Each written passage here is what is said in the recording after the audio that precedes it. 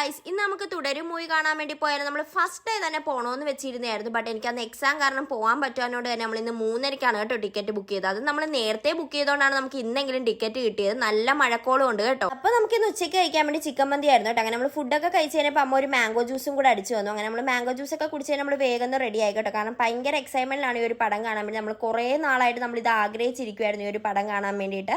അങ്ങനെ നമ്മൾ പാൻ സിനിമാസിലായിരുന്നു കേട്ടോ വന്നത്. ഡിസ്ട്രിക്ട് ബൈ ടൊമാറ്റോയിൽ ഓർഡർ ചെയ്തുകൊണ്ട് തന്നെ നമുക്ക് 125 റുപ്പീസ് ഓഫും കിട്ടിയായിരുന്നു കേട്ടോ ടിക്കറ്റിന്.